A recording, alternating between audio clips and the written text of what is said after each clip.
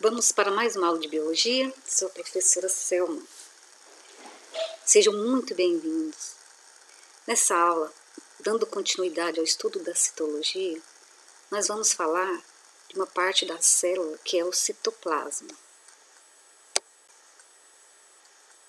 Que nessa figura aqui, nós temos exemplo de uma célula aberta, né? Mostrando para nós as estruturas dentro da célula. Aqui nós temos o núcleo e aqui toda essa região aqui, citoplasma, composto então por um líquido chamado hialoplasma e organelas citoplasmáticas.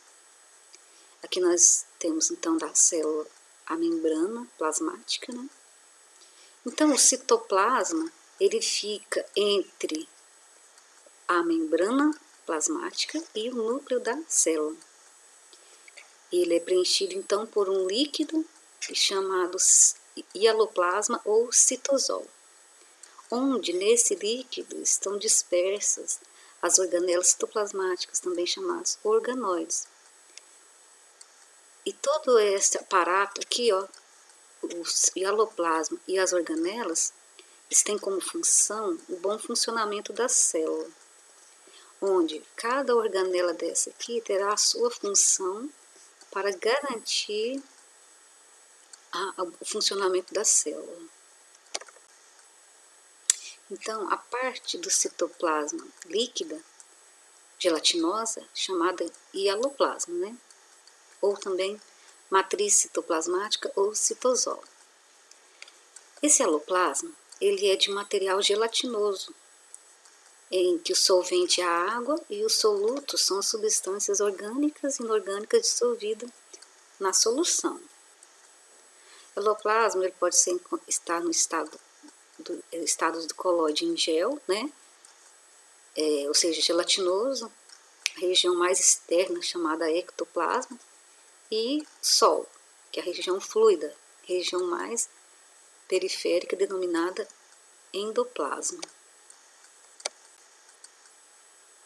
O citoplasma ele encontra-se em movimento para que ocorram as reações metabólicas dentro da célula. E esse movimento cíclico, né, circular, é capaz de distribuir o conteúdo intercelular, é chamado de ciclose. Então, ciclose é o movimento cíclico do hialoplasma.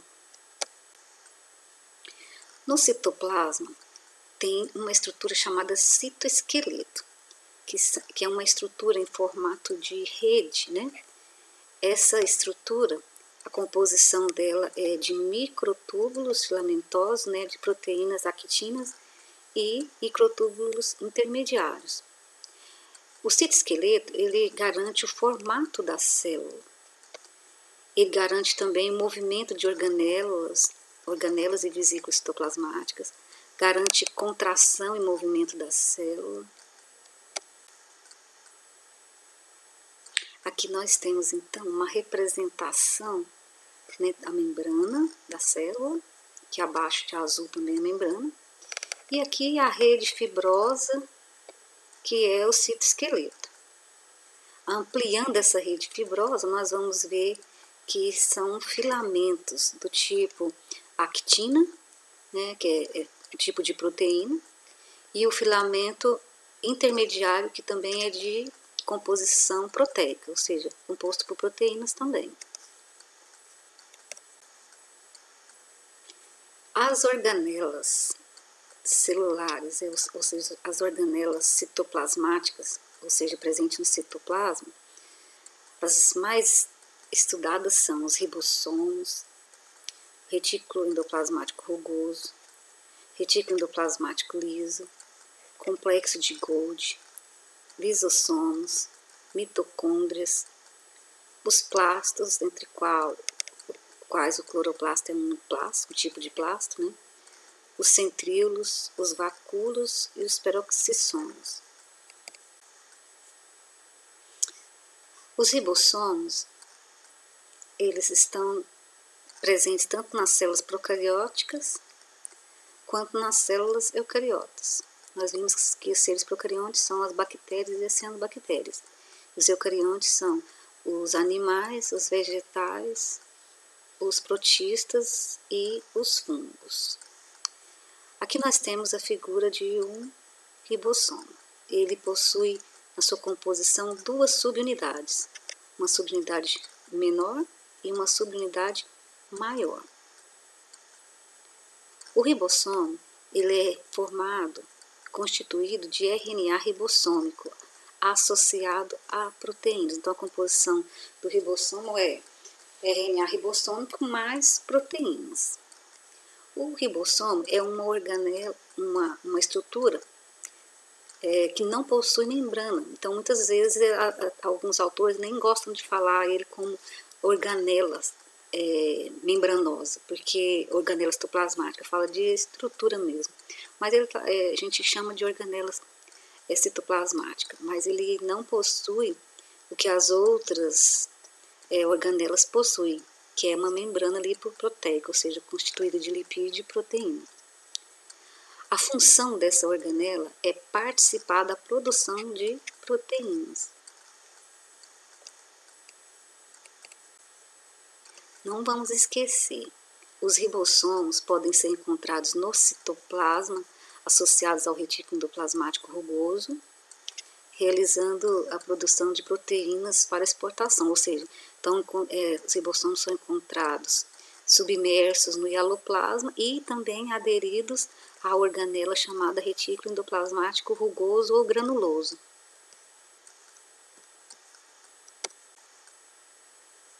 O retículo endoplasmático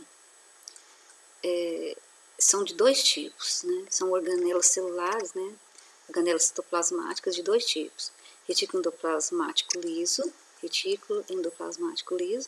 e retículo endoplasmático rugoso. Retículo endoplasmático rugoso. Aqui nós temos a figura do retículo endoplasmático liso e aqui nós temos a figura do retículo endoplasmático rugoso.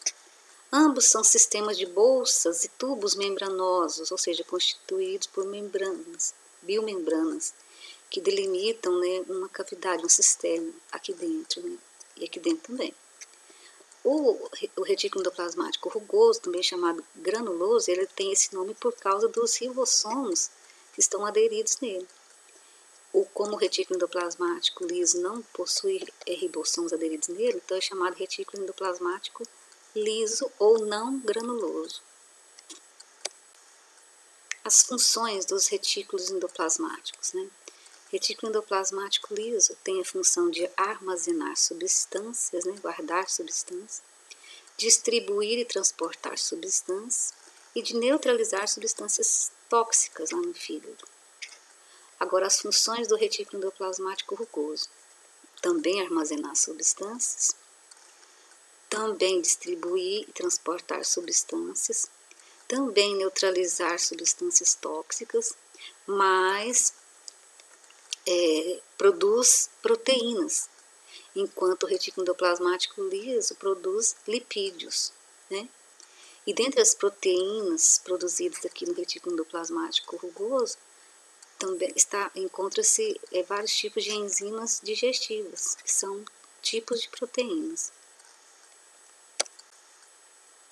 Aqui nós temos mais uma organela citoplasmática chamada complexo de Golgi ou complexo golgiense, que é essa organela aqui.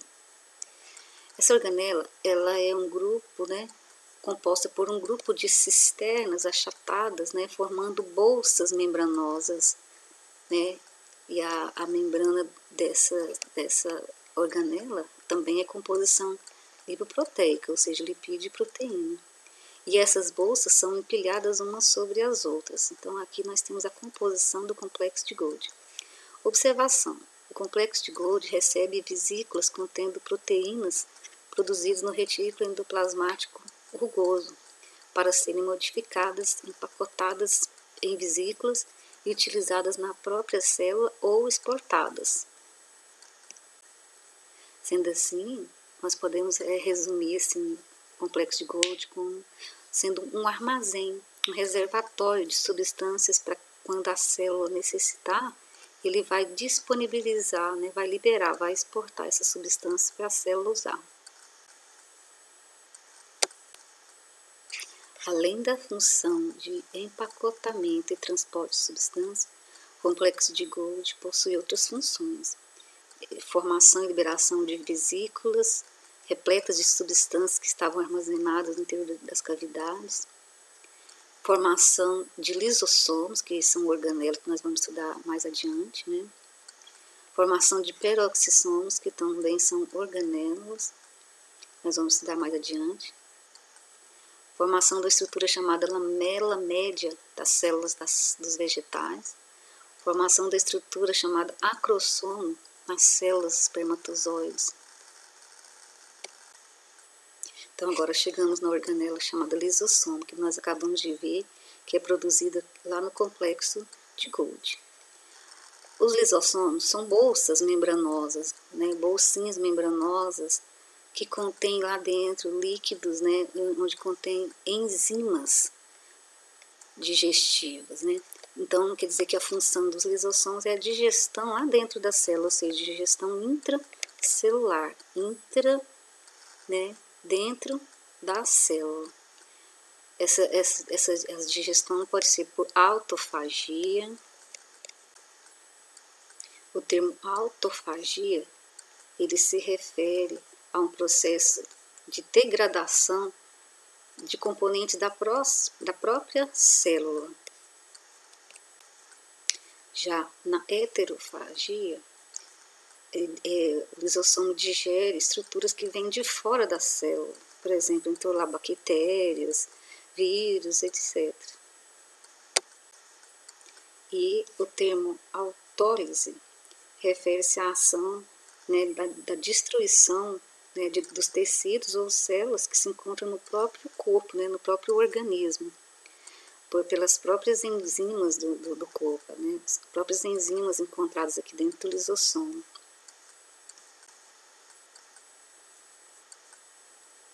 A autofagia, né, ela permite então a renovação das células, das organelas presentes naquela célula, porque as substâncias, né, que foram degradadas vão ser agora estruturadas para compor novas organelas. Em caso de falta de nutrientes das substâncias, né, utilizadas lá na célula para fabricar as organelas. No caso da heterofagia, né,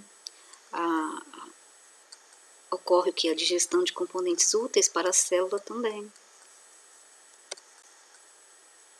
E a exocitose, também chamada plasmocitose, que é a eliminação, né, de resíduos aí, que a célula não vai utilizar mais. Aqui nós temos a organela denominada mitocôndria. Essa organela tem a função de produzir energia para a célula, através de um processo chamado de respiração celular, ou seja, respiração dentro da célula. Nesse processo, a célula vai utilizar a glicose e o oxigênio para produzir energia. A composição da mitocôndria é uma membrana externa, uma membrana interna que assume esse formato chamado de crista, lembrando uma crista, né? Chamado de crista mitocondrial. E aqui dentro da crista mitocondrial tem a matriz mitocondrial. Então a membrana tem um formato de bastonete. O número de mitocôndrias vai variar de célula para célula, de dezenas a centenas de células. Por exemplo, as células ósseas, que não requer tanta energia, têm menos mitocôndria do que a célula muscular, que precisa de muita energia, que os neurônios também precisam de muita energia. Então, células musculares e neurônios têm muitas, o número de mitocôndrias é muito grande.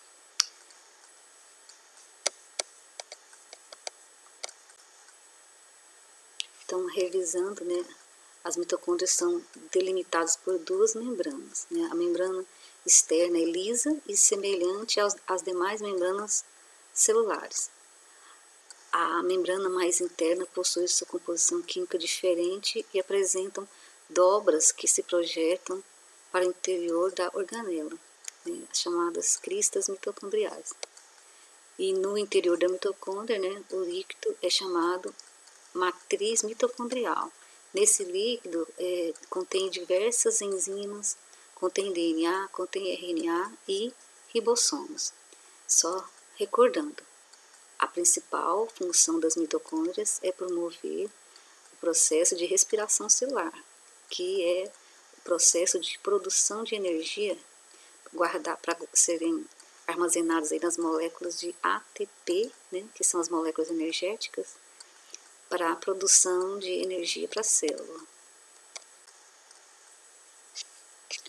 Os plastos são organelas celulares, ou organoides celulares, ou organelas citoplasmáticas, né, encontradas nas células das plantas. Existem dois tipos de plastos, os leucoplastos e os cromoplastos. Os leucoplastos são incolores, sem pigmentos, função de guardar substância, armazenar substância. Exemplos de leucoplasto nós temos os proteoplastos, né, de composição proteica, os oleoplastos de composição lipídica e os amiloplastos de composição de carboidratos, né, de glicídios. Já os cromoplastos, eles são coloridos, possuem pigmentos, a função participa da fotossíntese. Exemplo de cromoplastos, nós temos os xantoplastos, tem a coloração amarela, os eritroplastos têm a coloração vermelha e os cloroplastos têm a cor verde. Os cloroplastos são os plastos mais conhecidos, porque são neles que acontece a fotossíntese, processo pelo qual a planta produz a sua matéria orgânica, que a gente falava nas séries anteriores, 8º ano, produz seu próprio alimento. Mas agora no ensino médio nós vamos usar o termo mais apropriado, que é a produção da sua própria matéria orgânica, através do processo então da fotossíntese. Por ser a organela responsável pela fotossíntese, vamos fazer um estudo mais aprofundado dela, em relação aos demais plastos. Né? Assim como as mitocôndrias, os cloroplastos apresentam ribossomos, RNA e DNA próprios. Os cloroplastos possuem capacidade de autoduplicar, ou seja, fazem cópia dele mesmo. Né? Lembra que nós estamos falando de organela, não estamos falando de molécula, né? Porque a única molécula que faz cópia dela mesma é o DNA. Né? Agora vamos ver a composição do cloroplasto. Aqui nessa figura nós temos exemplo de um cloroplasto. Ele é composto por membranas externas e interna. Dentro, né, do estroma, que é a parte líquida aqui dentro do cloroplasto, nós temos essas pilhas de tilacoide. O conjunto de pilhas é chamado de grano. Um disquinho sozinho é chamado de tilacoide. São nos tilacoides que acontece a fase fotoquímica da fotossíntese, ou seja, a fase da fotossíntese que ele vai usar a luz. E é no líquido aqui, ó, do estroma, que vai ocorrer a fase da fotossíntese chamada fase enzimática ou fotoquímica. Então, só para nós termos mais a visualização aí desta organela dentro da célula. Aqui nós temos representando uma célula vegetal, né, célula das plantas, e aqui essas 3 organelas verdes representam então os cloroplastos. Aqui um cloroplasto, 2, 3 cloroplastos. Organela sede da fotossíntese. Essa organela citoplasmática agora são centríolos. Aqui, ó, um centríolo, outro centríolo aqui. Aqui o centríolo na célula em processo de divisão. Então, o centríolo, ele participa da divisão da célula, né? onde ele vai, nessa divisão celular, fixar as fibras do fuso. Essas estruturinhas aqui são as fibras do fuso, que vão se fixar aqui nos centríolos. Então, os centríolos têm a função de participar da divisão da célula. Os centríolos, eles são encontrados nos animais, em alguns vegetais só, mas os animais, todos os animais. Cada célula possui um par de centríolos, então aqui um par de centríolos, né? A constituição destes centríolos, ele é formado por microtúbulos cilíndricos, né? Compostos de proteína, onde 3 microtúbulos se unem formando trincas. Então, 9 trincas de microtúbulos unidas, né, formam aí um centríolo.